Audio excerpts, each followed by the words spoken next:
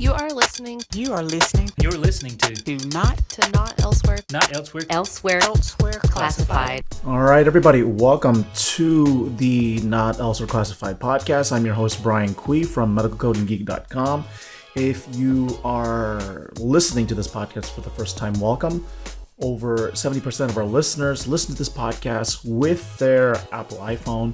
So please pick up your Apple device, go to Apple Podcasts, and leave our show a 5-star rating or review. You can also check out this podcast on YouTube, so please make sure you subscribe, leave a comment, leave a rating. Well, you don't leave a rating, you like the video, like the video, leave a comment, and share it with your colleagues.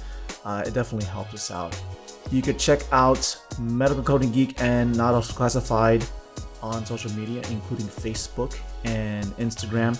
You could check out our Facebook groups by going to medicalcodinggeek.com, where you can also find our blog, which includes the CEU hit list, where you could find free monthly CEUs.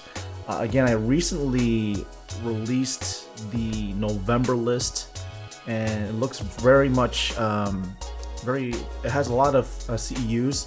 The one thing that I would recommend is share it with your colleagues and make sure they have that list early on, because as the month progresses, you are potentially missing out on free CEU opportunities. And off the top of my head, I believe there's over 15 CEUs for free CEUs for the month of November. And also you could check out me. My name is Brian Kui. Last name is spelled C-U-I on LinkedIn. So today on the podcast, I am continuing my conversation with Dr. Richard Pinson from Pinson and Tang LLC. He is the half creator, along with Cynthia Tang, of the original CDI Pocket Guide, which was released many years ago. It's one of the original Pocket Guides out there that set guidelines in CDI. In part two of this interview, if you missed part one, please make sure to go back and listen to that. But in part two, we continue our conversation where he discusses the evolution of CDI and the current state of the CDI industry. We also talk about the importance of having I call it the physician champion. The new term now is CDI physician advisor. Why is it important to have a physician on board your program if you are able to? And then we wrap up the episode. So without further ado, here is part two of my interview with Dr. Richard Pinson. Enjoy. What they want out of it. There's no add-ons. Oh, okay.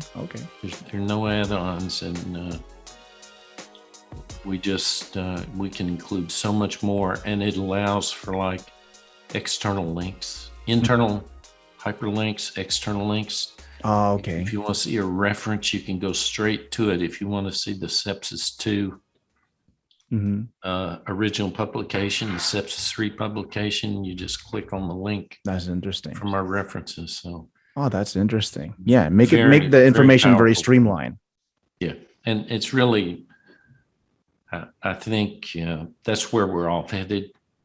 And there's so many things that you can link to, and to have unlimited capacity is incredibly valuable, rather than having to limit yourself to what you can print. Now let me ask you, when you had published the Pocket Guide, did you, I guess, creating the Pocket Guide, now you have the unbound version, right? The cloud version. What did all of that, the creating of that resource, do for you, or both of you guys? What did it do for your company? Oh, it's been a tremendous boost, because I can imagine, right? it's so popular.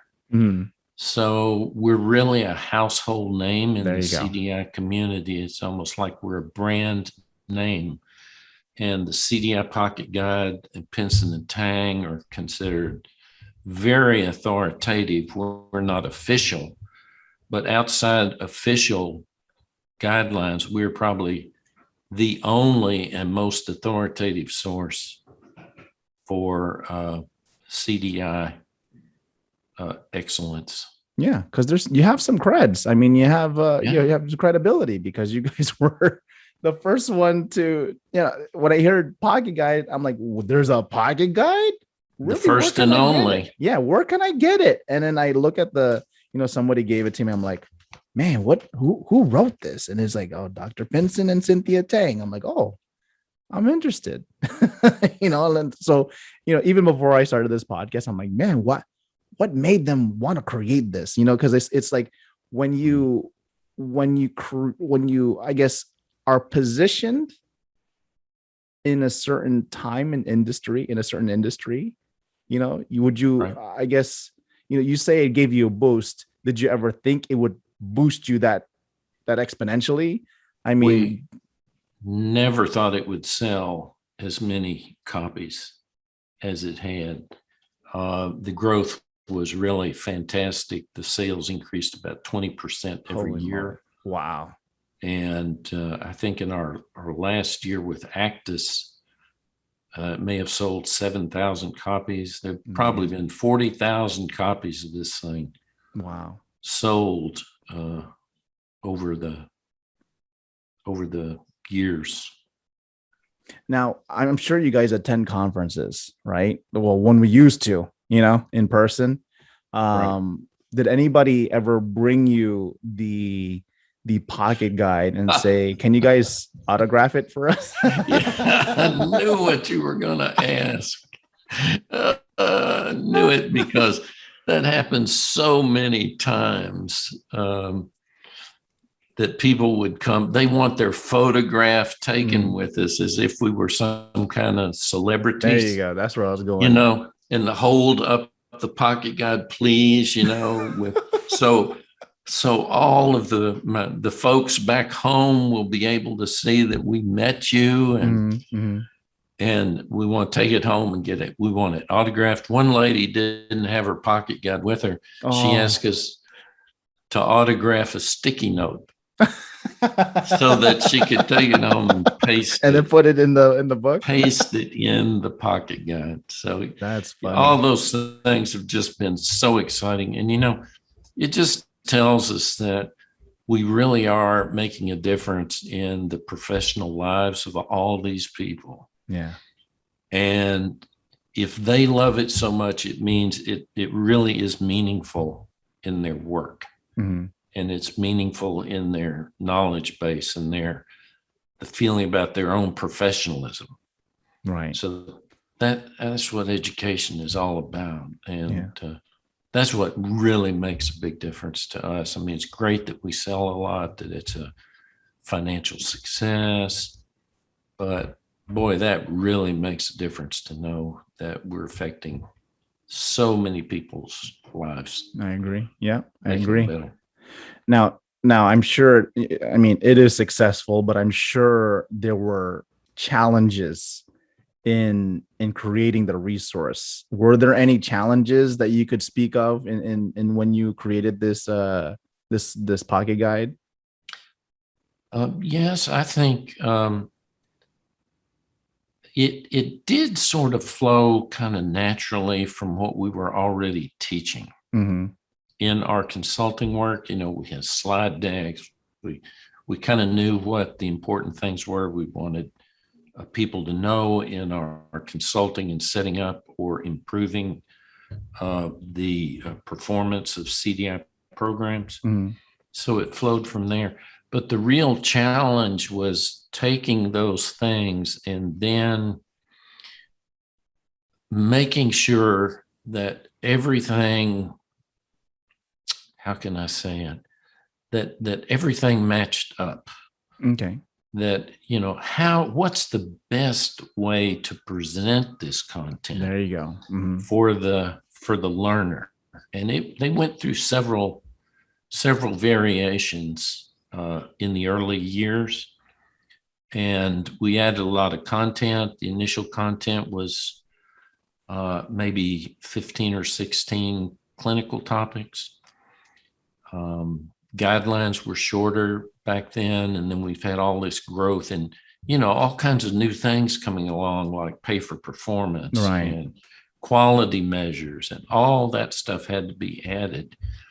And so we had to grow our expertise. And we finally settled on a format for these clinical diagnoses that really we think works with, first, we define them. Every single one of them is the same way. We have the same organization. So it's repetitive. You become accustomed to it. Clinical definition, and what are the authoritative diagnostic criteria? We throw in treatment because you want to know about that for your queries. Right. You want to validate, are they treating this condition? Maybe they're treating with something they haven't even mentioned it yet. Yeah. But so treatment's critical. And then the real challenge is the coding and documentation challenges that everybody faces. How do you connect these things? How do you apply the clinical criteria so that you're using them properly? What codes are you looking for? What's the right code? And what are other options that you might be seeing that might improve the DRG assigned? There you go. So I don't know if that's much of. It's just a lot of work. I think it's just more. It sounds to me like there was just a lot of organization involved, right? And you had the information, right? It's just like creating a book. I'm sure you had everything, all the materials in there, based upon your experiences. Again, you said slide decks, right? So you've had previous presentations that you've done authoritatively for certain diagnoses. It's just a matter of like, let's just put it together into one concise resource. And I'm sure was it just you and Cynthia that just did the work in putting it together, or did you have a team or just us? Just you two. Just the two of us. And every year it requires updating. It's amazing. It takes a couple of months of hard work to edit and to revise and to try and get all the new pertinent information. We've got to see how to have the codes changed, how the clinical diagnostic criteria changed. You've got to research the medical literature thoroughly, and you have to double check all those references just about every year to make sure that there's not something new you've got to include. Good example would be there's some new heart failure definitions out there that were just recently published. And so some of that information needed to be incorporated into our heart failure topics. And how guidelines can change and just throw everybody. They can be corrected too. Like they can say, well, we corrected the other one because we were wrong about the other one. So here's the new one. Yeah, there you go. Staying abreast of all the clinical and coding changes every year. It's like a double whammy for you guys. You bet. But we've gotten used to it. We've been doing it for 15 years. Imagine. I'm sure you gotten down the routine, but I just self-realized like you guys are doing both. For coders, it's just coding guidelines, but for CDI, it's a double whammy because you have to have the coding guideline updates, which come up every year. The clinical guidelines, you don't know when they're going to come out. They just come out, right? Yeah. There's no specific time frame.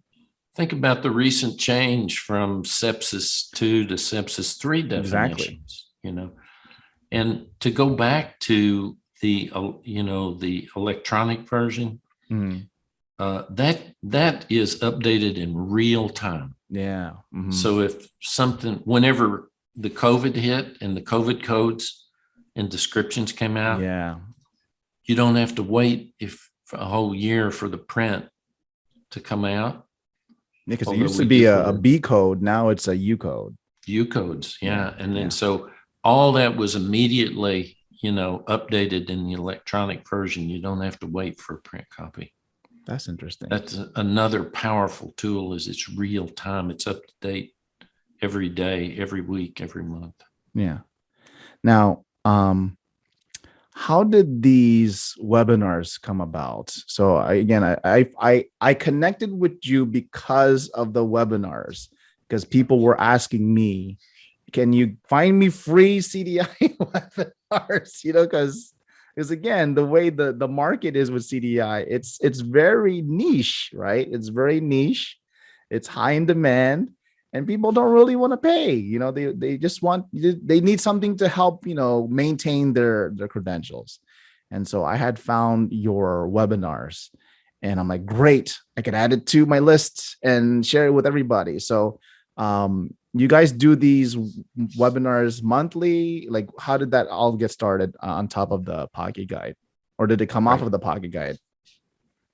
Yeah, it's a lot of it had to do with when we started publishing on our own, the CDI Pocket Guide.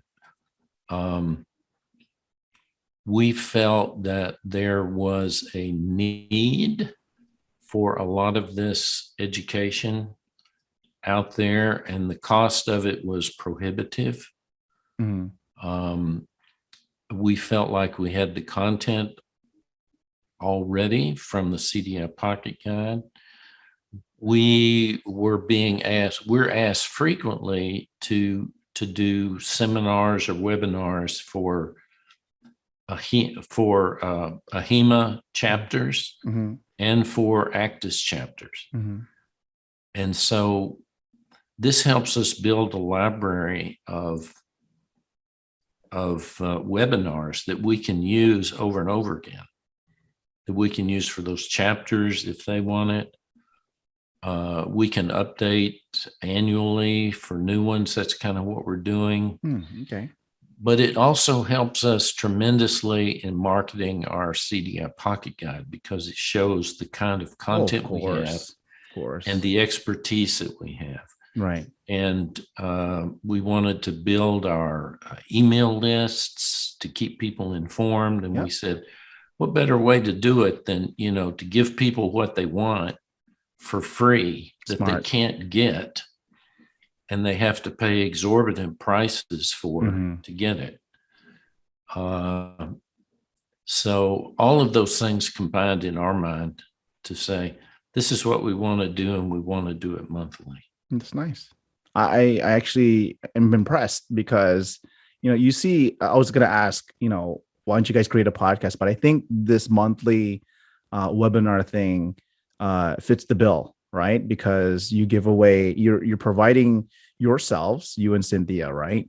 And who doesn't want to hear you guys? Like, when you look at this book or you look at the resource, like, who are these people? Who's Pinson and Tang, and you get this on this monthly webinar. Even if they're not there for the session, they hear you guys. They hear your personality. They hear how you guys educate. They want to learn more about you. And because of that, I tell people this, the people want to know the people before the resource or whatever the business, right? And that's what you guys do. You guys put yourselves out there, and it creates interest because they connect with you. And as a result of them connecting with you, they see what your work is, and then they're drawn to it. And so, of course, that could lead to either a purchase of a book or your consulting services, whatever it may be. So you guys got that, as I always call it, the marketing funnel. You guys got it down packed. Right. But I think it's best when we can help people, we can serve people. Yeah. At the same time. And they really appreciate it. We have comments all the time from people about our webinars, and to keep them coming, and how much they appreciate having them where they can't really afford to pay for information like that. Yeah. Yeah. I'm glad to share them, because that's what they want. People love free. Who doesn't like free, Yeah. Yeah. Thank you. Now, a question that I want to go into is what are your thoughts? You guys have started way back when. You say 2004, right? So let's say 2004. I started 2006. Around that time, CDI was a certain state. If I would just say it very loosely, it was a certain state, right? Of, I guess, trying to understand how it all works, different, how would I say, objectives, right? And so through the years, there's been a pendulum swing from one end to the other. It's all, it's in regards to reimbursement, it's in regards to quality, it's in regards to compliance. You see, you're bouncing every which way in regards to the state of the purpose of what CDI is. I've seen such transitions in how physicians document, let's say, for example, CHF is one of them for sure. But could you comment on just the overall evolution of CDI from then when you got introduced to it up until now? To answer that question, I would say that we could see as consultants often coming in after other consultants, to assist with the CDI programs. And of course, CDI programs were really just being formed still in a lot of hospitals, new ones back in those days. Nowadays, just about everybody has one. And many of them feel that, they've got optimal performance, which may or may not be true. Yeah. But back then, every consulting firm did it a different way. Every consulting firm organized them differently, offered different advice. There was lots of conflicting information. We didn't have a professional society to offer any guidance. ACTIS hadn't started when you first. No, there was no ACTIS in 2006. There was no ACTIS. Yeah. So we had no guidance. We had no consistency. And what I've seen over the years is a lot of that shake out. A lot of things that some of the consulting firms recommended have gone by the way as they should have. In some ways, the CDI Pocket Guide has helped to create a lot of the consistency in the CDI community. I wish we had an opportunity to help with operational matters a little more, because we have very strong beliefs in what best practices are. They're hard to write about, and it just doesn't do a lot of good to write about them if you're not hands-on and you don't have coaching and that kind of thing. Or if they're going to follow them.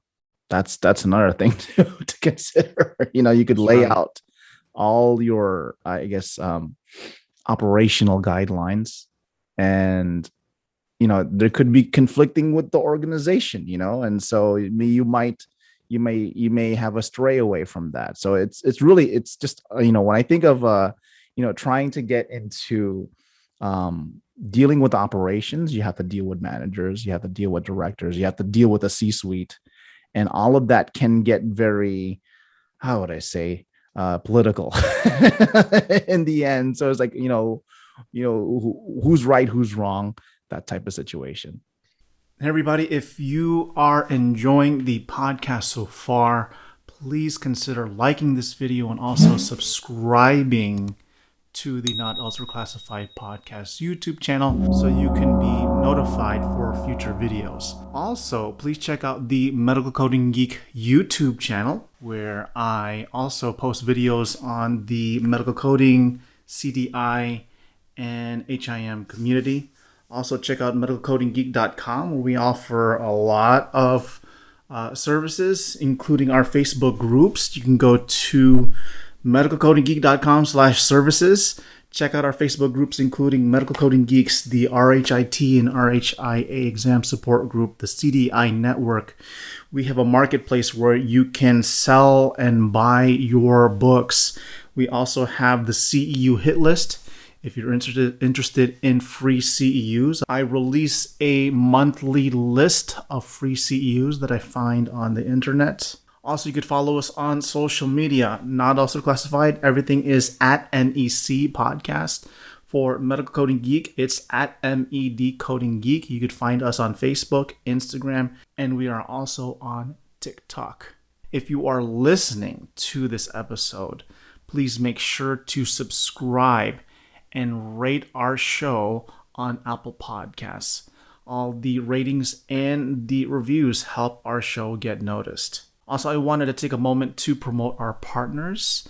You could check them out at medicalcodinggeek.com/partners. They include the Haugen Consulting Group, RadRx, Project Resume, Renowned Talent, and so much more. And of course, you could find me, Brian Cui. My last name is spelled CUI on LinkedIn. So without further ado, let's return back to the show.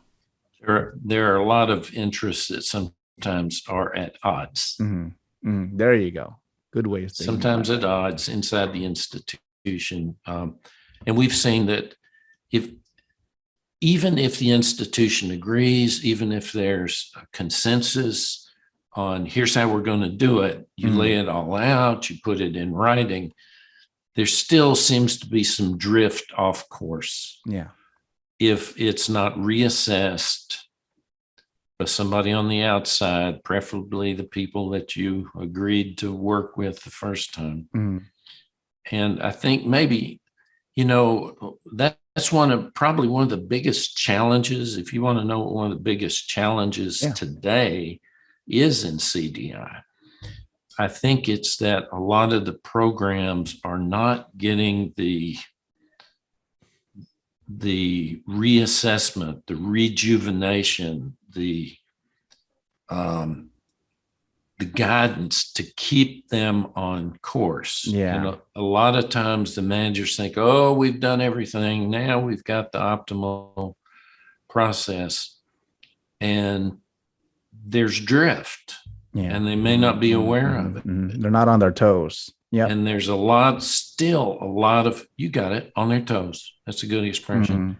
But there's a lot of opportunity to make things better because they may have slipped a little bit. Yeah. And I've seen that. That's not getting the attention that it needs. Yeah.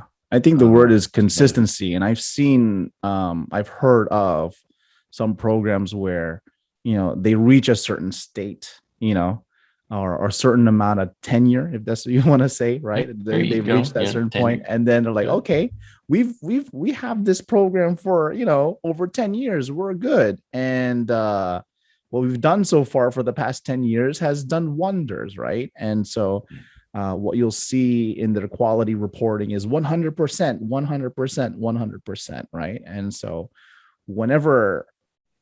I've been taught whenever you see something being reported at 100% for so long, there has to be some level of scrutiny, like, is it really 100%? Are you really reporting stuff that should be reported? I guess what I'm trying to say is, if your program is running, if you think your program is running efficiently, then you're maybe looking at it wrong. You might, even though it's running in a certain direction, right, with the way you look at it, maybe you want to step over and look at it at a different angle and see if it works that way. Try to see the imperfections, when you walk around your program, like for example, you get a new car, right? And you walk around the car, you try to look to all the details and see if there's any imperfections. I don't think a lot of programs are doing it. They're just running the car, just keeping forward, just not making sure they're looking at the dings and the dents and making sure everything, there's no certain tune up. I guess that's what I'm trying to say. Right. They're not tuning up, to make sure that they're maintaining that consistency, in their program. Yeah. And I think that's what I was trying to say. Okay. Is there's no reassessment, no retuning, right. No focusing and say, could we do better? Could we be doing better, or have we actually slipped off course? It's amazing. You can have all the process written down, but unless you reassess with somebody who really knows what they're looking for, there's slippage. And I think that's the nature of just about any program. Yeah. We always need to be reassessing and making modifications based on what we find. I agree. Now, let me ask, you being a physician, right? What are your thoughts on, I asked about the current state of CDI, but I'm more interested in the current state of CDI physician champions. You know what I'm talking about? Somebody like a physician being involved, not necessarily receiving the queries, but helping and assisting CDI programs. At the time that when I was a CD, because I did it for 12 years, I went from CDI in 2008. I finished in 2018, and I went into auditing, right? But at the time in 2018, before I had left, I was looking, in terms of the CDI landscape, and I was like wondering, I've heard of programs that try to bring in CDI physician champions, but could not hold them, or could not train them, or they weren't interested in ultimately in the end. So like, I guess now, or in your opinion, what is the importance of having a CDI champion on board? And I guess another follow-up question is, what would it take to keep one? Because I think it's imperative that you need to have a CDI physician champion on board a CDI program. Yeah, I agree with you that you really have to have that for a lot of reasons. You need physician involvement and physicians who have been trained, just as the documentation specialists and coders have been trained in the program and in the process. Some places have done very well. Some places have no one. And I think the title of these folks has evolved to physician advisor. All right, there you go. That's the word. Yeah. And there is a very large national organization of physician advisors. Oh, interesting. Thousands and thousands of members. And those are primarily case management, care management type advisors for, admission, medical necessity, but also CDI advisors. And in order to get good people, and in order for them to spend the time getting the kind of training they need, and to stick with it and devote the adequate time to the program, they're going to have to be paid positions. Right. And in the beginning, I think hospitals were looking for just unpaid advisors, a champion, who would volunteer to help.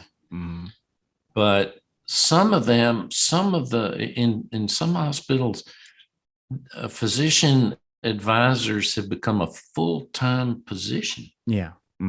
CDI or care management. Right. And it's well worth the investment. Oh, yeah.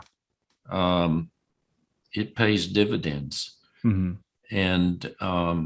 it's too bad some hospitals really don't have the resources. Some hospitals are financially stressed, and they may not be able to do it. But I think a large majority of hospitals now do have these people on staff as a paid position, whether it's half-time or full-time. Yeah. I had mentioned in not this podcast, but with somebody else, that somebody asked me, well, what is your CDI AllStar team? Like what would be the ideal, makeup of a CDI program? Who would be part of it? Of course, you would have your CDI specialists, right? You would have your I don't know, manager, director, you have the basics. That's, to me, that's the core, your management and your CDI. To take it a step higher, then you would need to have like a CDI auditor, right? To make sure that the CDI specialists are compliant, right? Because I think that was the biggest thing. I think in 2018, when that when that lawsuit came out against, I think, Providence. All right. What was the data? I forgot what the company was, the analytic company. Oh, yeah. Remember, Yeah. you remember that in Remember. 2018? Oh, yeah. All Yeah. kinds So, of. so I remember when they re-released, AHIMA and Actis re-released their guidelines in 2019 after the 2018 event. In I guess in more focus and compliance. So I threw in like, okay, we need to have an auditor because we need to do a risk assessment of how we're placing these queries, right? And then we would need the auditor. Then we'd also need an educator. Maybe the auditor and the educator can do the same job, but we need to have continual education downward to making sure we are educating in a compliant manner. And of course, you need to have your CDI physician on top of your CDI educator to corroborate with one another, right? The same thing like you and Cynthia and yourself. You corroborate with one another to provide good education. And so that will trickle down and then reinforce it, right? That to me is the AllStar team. But when you think about how that works through, I'm going to tell you, I went into auditing to work for the payer side, right? So I went from CDI to providing denials now. And it's an interesting take because, or a different flip side, because I've done CDI for 12 years. I'm currently doing the I guess the auditing for payers and doing the denials, the clinical validation denials, the coding denials and all of those things. And when I think of it, I'm still relating things to what I've taught in CDI or what I've learned in CDI per se, is, taking the stuff that I have learned, making sure that, a query, and I've seen this, and I've mentioned this so many times on podcasts. I've seen where a query was so badly written and unsupported that it resulted in the physician to document an unsupported diagnosis and then resulted in the query, in a denial, I'm sorry. Right. And I think, I see it from that aspect. I see it nationwide, where badly written queries are written, and I cringe. I yell in my office. This is my office. I actually work on this computer on this side. And you see me going like, oh my gosh, is that even possible? How could that have happened where, you have queries that are leading, and they don't have the clinical support. And it makes me question, do they even have the study guide, the pocket guide with them to help, guide them through? It should help them.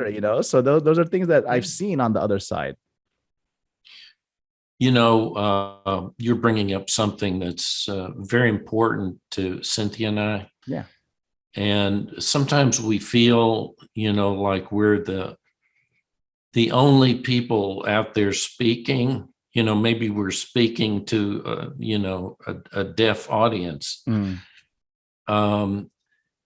or not clearly understood, but it's the clinical validation, right, of diagnoses when you put them on the claim. We have two conflicting imperatives. One is, what are the coding guidelines and rules say, okay, about diagnosis and coding? And pretty much the message you hear from the coding side is that if the physician confirms a diagnosis, then a code should be assigned to it. And if it looks like it's not clinically valid, you may submit a query asking about clinical validity. Well, the CMS regulations and for billing, claims, payment, require clinical validation. And that means the record must contain information, as you were talking about, that substantiates the diagnosis. And it's basically saying you must second guess the physician's diagnosis if there's a question about its validity, and you cannot put a code on that claim. And what you run afoul of if you don't follow that is the False Claims Act. And if it turns out you're doing this regularly, there's big trouble. And that's what so many of those DOJ and Office of Inspector General things have been about. And so the point we try to make is, even if you query the physician in a situation where there's very little or nothing to support it, if that physician cannot provide reasonable grounds to support the diagnosis, you still can't code it. So even the query has to ask for more information. If it's not provided, you should not code that diagnosis. And that's I think the biggest challenge we face today in CDI. Yeah. Is understanding that, and then how do we work through that? Yeah. And that's another reason why a physician advisor is so important, is in assisting with this clinical validation, because coders and even the documentation specialists may not be comfortable saying, well, this is not clinically valid, we've got to leave it off. Yeah. But that's what billing and claims, CMS regulations are all about. Yeah. It's all about packaging. You got to make sure everything is packaged right, because otherwise, if it's missing something, it's going to get returned back. I guess that's how I see it. So let's wrap this podcast episode up. We're already an hour and a half. Can you believe that? It's been a while. You're going to have to do some editing. Yeah. What one, I guess, piece of advice could you give to our audience to close out the episode?